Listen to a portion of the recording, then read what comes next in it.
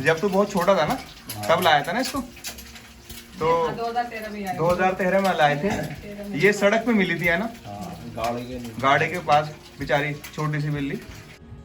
Good morning दोस्तों, आज मैं आपको अपनी बिल्ली से मिलवाता हूँ। मेरी क्या, वो सभी की है, पूरी फैमिली की बिल्ली है, बहुत प्यारी है। तो मुझसे मिलवाता हूँ। तो उसको आज पेन हो रहा है, उसको बेबी देने वाली है वो। चलो मिलवाता हूँ आपको उससे। तो ये ना बच्चे देने के लिए ना जगह ढूंढती फिर रही है कि कहाँ ये सर्च कर रही है कोई अच्छी जगह, सेफ जगह जहाँ पे जाके बच्चों को दे दे। तो कभी किचन में आ रही है, कभी रूम में जा रही है।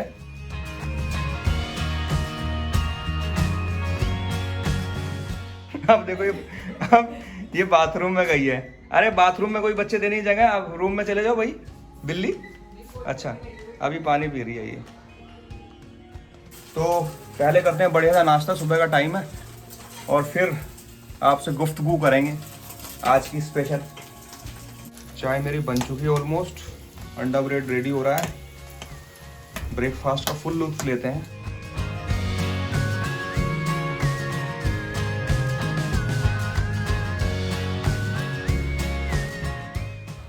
सुबह के टाइम में एक कप बढ़िया स्ट्रॉन्ग चाय मिल जाए और साथ में अंडा ब्रेड, तो उससे बढ़िया तो कुछ है ही नहीं।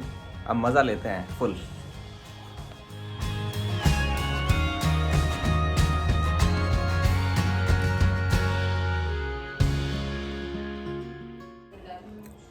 अंडे में नमक नहीं है, नमक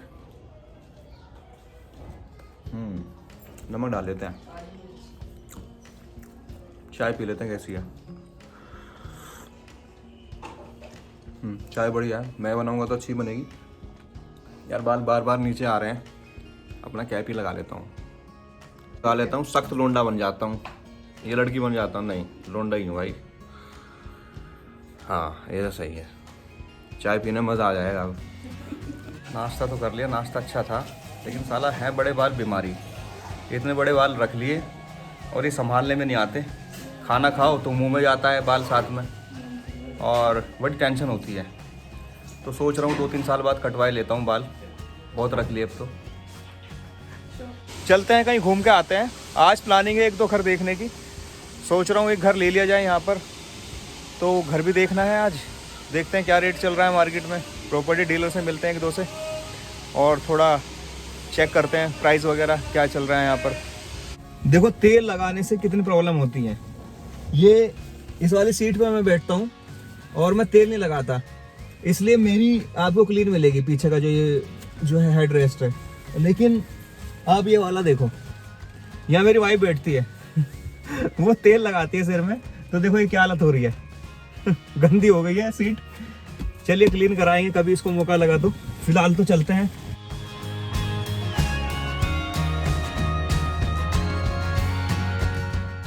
एक बात तो दोस्तों माननी पड़ेगी आपको, जिसने मेरठ के अंदर गाड़ी चला ली वो दुनिया में कहीं भी गाड़ी चला सकता है। बहुत बुरी हालत है, इतना जाम मिलता है ना यहाँ पे, मेरा तो कभी कभी दिमाग खराब होने लगता है। परसों मैं आया गुड़गांव से मेरठ, तो आने में ही तकरीबन अगर सारा टाइम काउंट करूँ तो 5 घंटे मुझे लगे। इसमें से मैं वो टाइम निकाल रहा हूँ जिस टाइम में मैंने अपनी मम्मी को पिक किया, तो वो टाइम ना लगाऊं तो 5 घंटे मुझे यहाँ आने में लगे। और अगर ट्रैफिक ना मिले तो मुश्किल से 2.5 घंटे लगते हैं गुड़गांव से यहाँ आने में। लेकिन क्या करें, झेलना पड़ेगा। दोस्तों ये है मेरठ का कैंट एरिया, और इसी के पास मेरी मम्मी रहती है, बैक साइड में।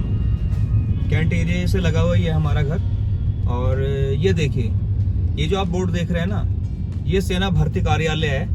यहाँ पर आर्मी के रिक्रूटमेंट्स होते हैं। और ये सामने है GTB स्कूल 12 तक का। यहाँ से हम लेंगे लेफ्ट टर्न।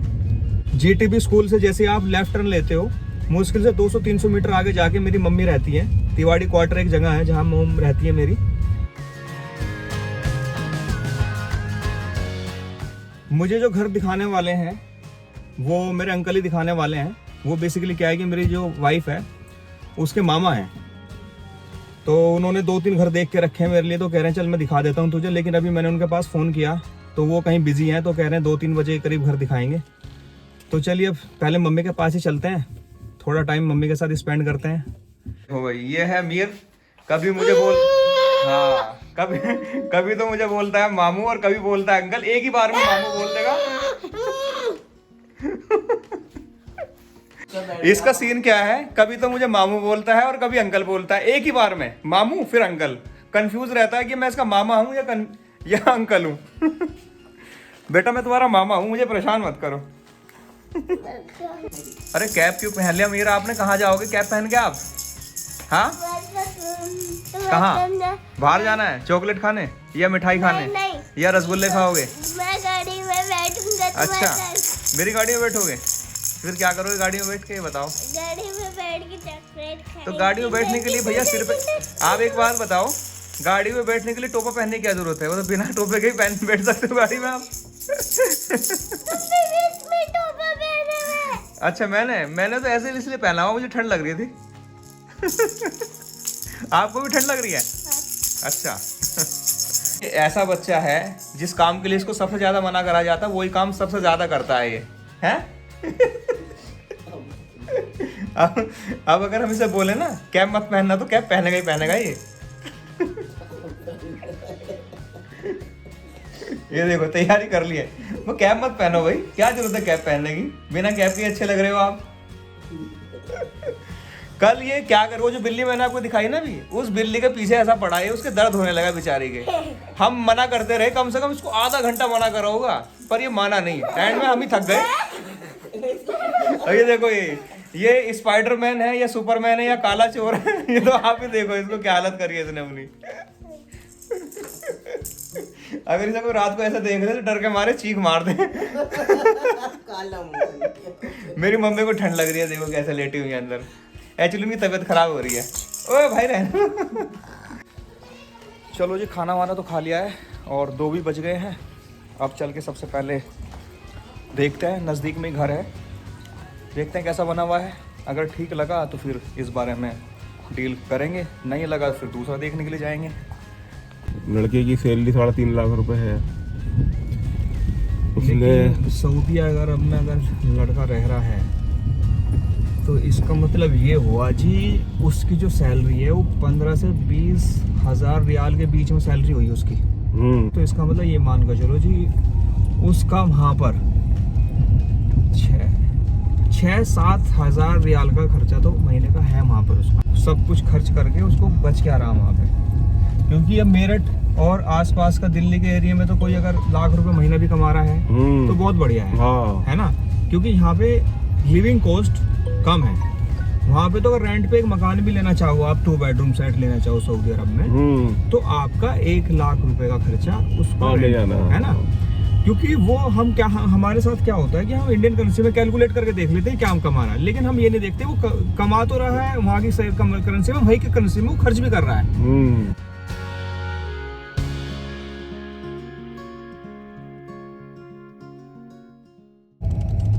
तो अब हमें किधर जाना है? इधर ही मुड़ना है, लेफ्ट पे। तो जी ये है वो मकान, कोई ख़ास देखने में तो नहीं लग रहा है ये, और काफ़ी पुरानी कंस्ट्रक्शन है।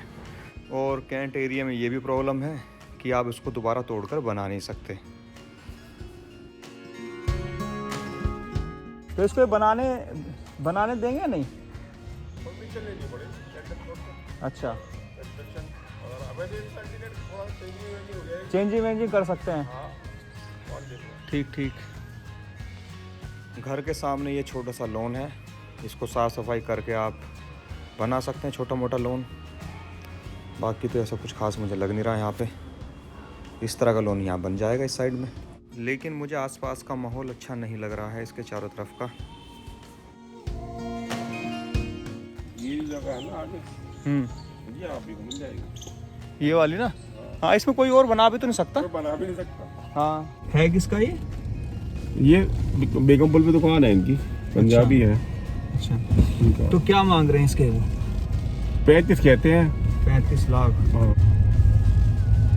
सही बात तो यह है जी, आज के टाइम में पब्लिक इतनी हो गई है कि सही जगहों पे तो घर मुश्किल ही है जी। बहुत महंगे मिलेंगे आपको, बहुत मिल तो महंगे जाएंगे। आएगा तो आपके पास में सीधे ले लिए, सीधे से भी क्रॉस हो जाएंगे। या तो 1-1.5 करोड़ रुपए आपकी जेब में हो, वहाँ पे एक जहाँ- कोठी मेरे पास है। और जहाँ मन करे वहाँ जगह ले लो। हाँ। और या भैया अगर आप सोच रहे हैं 35-40 लाख तक का, तो वो तो फिर ऐसी जगह में मिलेगा। हाँ साइड।